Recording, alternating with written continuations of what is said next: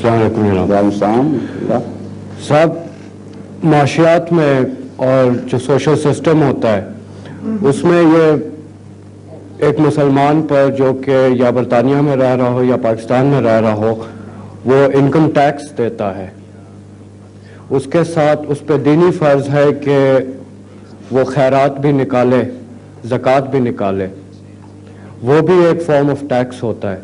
تو یہ dual taxation کی سسٹم کی انسان پہ کیوں یہ برڈن ہے؟ وہ جو ٹیکس دیتا ہے دنیا کو جی، اس کا تعلق جن امور میں خرچ سے ہے. اگر اسلامی ٹیکس کا، جس کو آپ ٹیکس کہہ رہے ہیں، جی، اس کا تعلق بھی انہی ضروریات سے ہو تو پھر ضرورت نہیں رہتی. لیکن جو ٹیکسیشن اسلام نے رکھی ہے جس کو زکوٰۃ کی، جی، اس کی ضروریات پڑھ لیں. قرآن کریم نے بیان فرمائی ہیں کہ ان مقاصد پہ وہ خرچ ہوگا. اگر وہ ساری ضرورتیں وقت کی حکومت پوری کر رہی ہو آپ کے ٹیکس سے تو اس کے اندر وہ ٹیکس جذب ہو جائے گا. لیکن اگر بعض ضرورتیں باقی رہ جائیں تو قرآن کا ٹیکس کس طرح ادا ہو جائے گا اس حکومت کو؟ قرآن کی مذکورہ ضرورتیں تو وہی پوری کریں گے جو قرآن پر ایمان رکھتے ہوں اور ان کو روپے کی ضرورت رہتی ہے. اور دوسرے اسے ٹیکس سے مشابہ قرار دینا ویسے ہی غلطی ہے. نہیں، میری ٹرم معاف کیجیے گا، غلط تھی. آپ کی مجبوری ہے یہ کہنا چاہیے، کیونکہ اس کے لیے کوئی اور اچھی اصطلاح موجود نہیں ہے. زکوٰۃ کا جو مضمون ہے قرآن کریم میں جو بیان ہوا ہے، اس کے جو مختلف پہلوؤں سے اس پر غور کریں تو آپ کو معلوم ہوگا کہ زکوٰۃ کا ایک مفہوم یہ ہے کہ جب آپ خدا کی راہ میں خرچ کرتے ہیں تو آپ کا پیسہ کم نہیں ہوتا بلکہ اللہ اس میں برکت ڈالتا ہے اور بڑھتا ہے. تو وہ کیسا ٹیکس ہو گیا ہے جو دینے کے بعد بڑھ جائے؟ دنیا میں تو کوئی ایسا ٹیکس نہیں ہے. تو اگر آپ کسی اور وجہ سے بھی وہ ٹیکس زکوٰۃ کا باہر کا ٹیکس سمجھ کر زکوٰۃ نہ دیں تو اپنا نقصان کریں گے. کیونکہ اللہ کہتا ہے کہ اس کا ضامن میں ہوں، بلکہ یہ فرماتا ہے کہ سود کو تم سمجھتے ہو کہ وہ بڑھ رہا ہے، خدا کی نظر میں وہ کم ہو رہا ہے، تمہیں سود کے نتیجے میں کوئی برکت نہیں ملے گی. لیکن ٹیکس کے جو زکوٰۃ ہے اس کو اگر تم خدا کی خاطر دو گے تو اللہ تعالیٰ اس کے مال کو تمہارے بڑھائے گا. دوسرے زکوٰۃ کا مطلب ہے تزکیہ، اور اسی بنیاد سے لفظ زکوٰۃ نکلا ہے. ایک مطلب ہے بڑھانا، زکوٰۃ کہتے ہیں کسی کو اونچا کر دیا، اور دوسرا اس میں پاکیزگی کا مضمون بھی پایا جاتا ہے. تو اللہ تعالیٰ فرماتا ہے کہ تم زکوٰۃ دو تاکہ تمہارے نفوس پاک ہوں. اچھے مقصد کی خاطر جب آپ کوئی قربانی دیتے ہیں تو آپ کے اندر اسی کے نتیجے میں پاکیزگی پیدا ہو جاتی ہے. ایک نوبل کاز کے لیے جب آپ خرچ کریں تو امیجیٹ ایکسپیرینس ہوتا ہے انسان کا کہ اپنے آپ کو پہلے سے بہتر سمجھتا ہے. یہاں انگلستان وغیرہ میں بھی جب بھی یہ لوگ کبھی افریقہ کے بھوکوں کے لیے یا کسی اچھے کام کے لیے خرچ کرتے ہیں تو امیجیٹلی وہ محسوس کرتے ہیں کہ ہم پہلے سے نوبل ہو گئے ہیں، اور بعض دفعہ اس کو پھر اچھالتے بھی ہیں، خوب پبلسٹی بھی کرتے ہیں اپنی نوبلٹی کی. لیکن بنیادی طور پر ان کا تصور درست ہے. اچھے کام پر خرچ سے انسان کے دل میں پاکیزگی کا احساس اور نوبلٹی کا احساس پیدا ہوتا ہے اور آگے پھر نیک قدم اٹھتے ہیں اس سے. تو زکوٰۃ کا ایک یہ بھی مقصد ہے. کبھی آج تک مجھے کوئی ٹیکس دینے والا نہیں ملا کہ ٹیکس دے کر آگے اس نے نوبل محسوس کیا ہو اپنے آپ کو. لانتے ڈالتا آتا ہے، کہتا ہے کیا مصیبت پڑ گئی، مجھے ٹیکس دینا پڑا ہے. پھر زکوٰۃ کا تعلق جو ہے وہ محبت سے ہے اور ٹیکس کا تعلق کوارشن سے ہے. قرآن کریم میں اللہ تعالیٰ فرماتا ہے لن تنالوا البر حتی تنفقوا مما تحبون،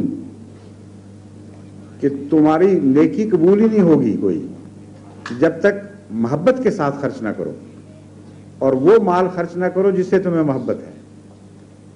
تو صحابہ تو اپنا بہترین مال پیش کیا کرتے تھے، اور ٹیکس والا جب آتا ہے تو آپ کوشش کرتے ہیں بدترین پیش کریں.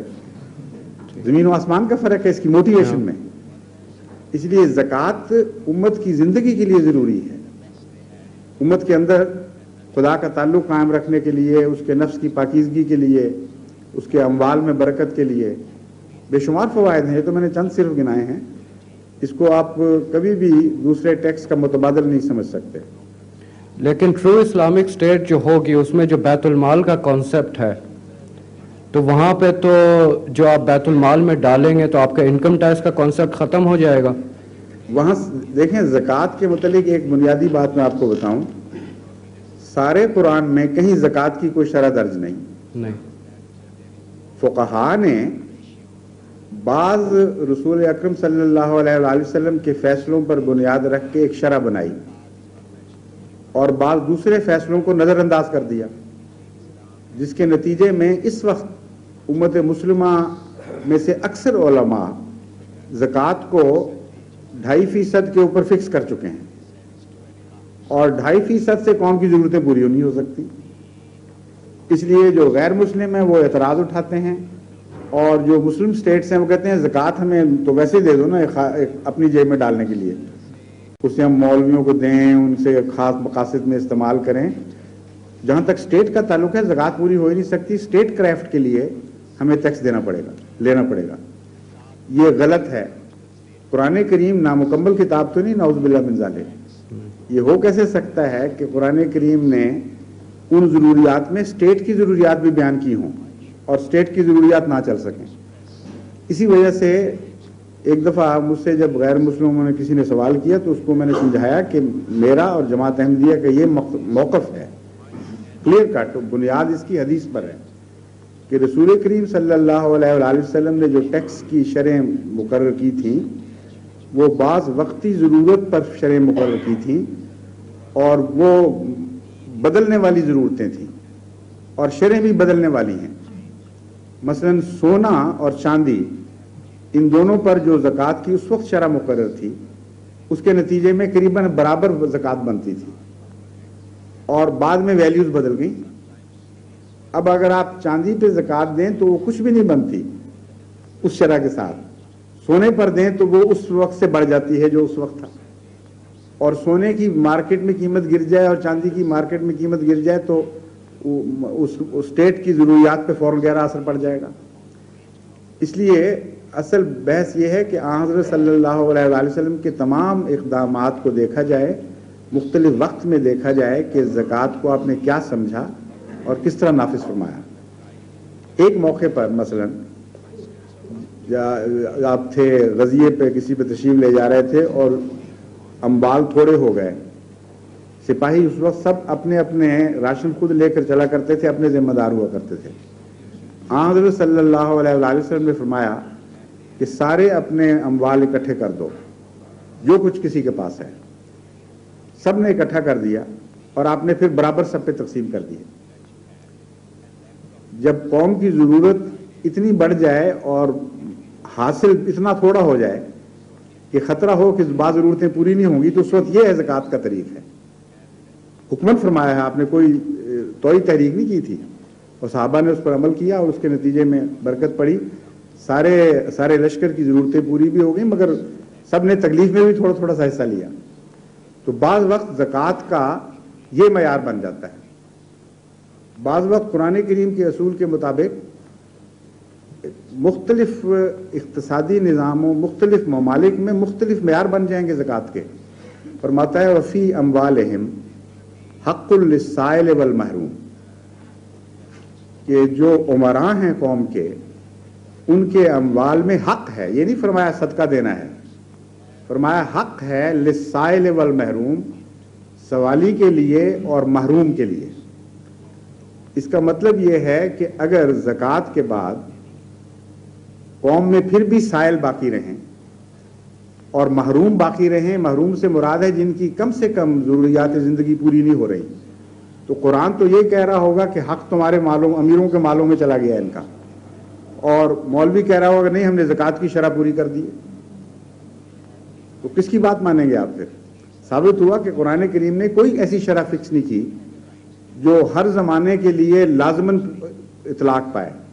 اصول مقرر فرمائے ہیں, اور ان میں سے ایک یہ ہے کہ کسی قوم میں اگر کوئی شخص بھوکا مر رہا ہے یا کم سے کم زندگی کا معیار اس کا پورا نہیں ہو رہا, اوڑھنے کے لیے کپڑے نہیں, اوڑھنے بچھونے کے لیے بستر نہیں ہے, پہننے کے لیے کپڑے نہیں, چھت پر سر پہ چھت نہیں, تعلیم کے لیے جو بنیادی ضرورتیں وہ پوری نہیں ہو رہی, اعلیٰ تعلیم یافتہ بچے ہیں, ذہن اچھے ہیں ان کے, غربت کی وجہ سے تعلیم سے محروم رہ رہے ہیں, تو جب محروم کا لفظ آئے گا فوراً ذہن اس آیت کی طرف چلا جائے گا.